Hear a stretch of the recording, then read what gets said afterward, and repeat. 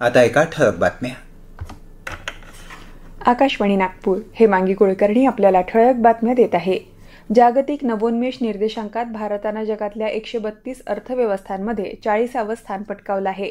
जागतिक पातळीवरच्या विविध अर्थव्यवस्थांमधल्या नवोन्मेषाची दखल घेणाऱ्या जागतिक बौद्धिक संपदा संघटनेनं प्रकाशित केलेल्या जागतिक नवोन्मेष निर्देशांक 2023 च्या आवृत्तीमध्ये ही माहिती देण्यात आली आहे. गेल्या दशकभरात या क्रमवारीत सर्वात वेगानं विकास करणाऱ्या देशांमध्ये भारताचा समावेश होत असल्याचं नीती आयोगानं म्हटलं आहे.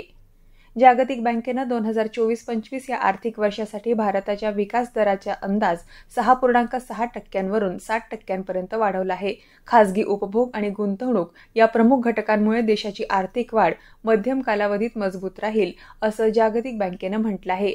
आंतरराष्ट्रीय नाणेनिधीनं 2024-25 या आर्थिक वर्षासाठी भारताच्या जीडीपी वाढीचा अंदाज 20 आधार अंकांनी वाढवून 60% केला आहे. रस्त्यांवरील नागरिकांची सुरक्षितता अत्यंत महत्त्वाची आहे, असं प्रतिपादन रस्ते वाहतूक आणि महामार्ग मंत्री नितीन गडकरी यांनी केलं. नवी दिल्ली इथं टनलिंग इंडियाच्या दुसऱ्या आवृत्तीला संबोधित करताना गडकरी यांनी पाऊस, भूस्खलन आणि पूर पाहता रस्त्यांवर प्रभावी आणि कायमस्वरूपी उपाय योजण्याची गरज व्यक्त केली.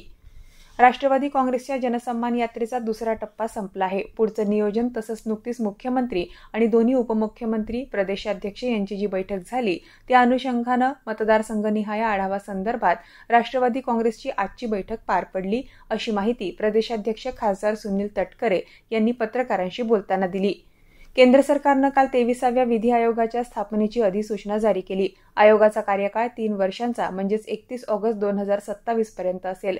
आयोगाचे पूर्णवेळ अध्यक्ष तसंच सदस्य सचिवांसह 4 पूर्णवेळ सदस्य असतील.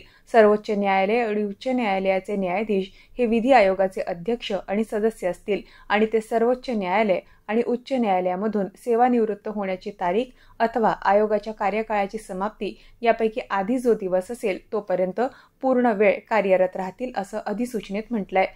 अमेरिकन खुल्या टेनिस स्पर्धेत रोहन बोपण्णा आणि त्याची इंडोनेशियन जोडीदार अल्डिला सुतजियादी यांनी मिश्र दुहेरीच्या उपांत्य फेरीत प्रवेश केलाय. त्यांनी उपांत्यपूर्व फेरीत मॅथ्यू ॲबडन आणि बार्बोरा क्रेझिकोवा या जोडीवर 7-6, 2-6, 10-7 असा विजय मिळवला. उपांत्य फेरीत त्यांचा सामना डोनाल्ड यंग आणि टेलर टाउनसेंड या अमेरिकन जोडीशी होणार आहे. याबरोबरच हे ठळक बातमीपत्र संपलं. नमस्कार.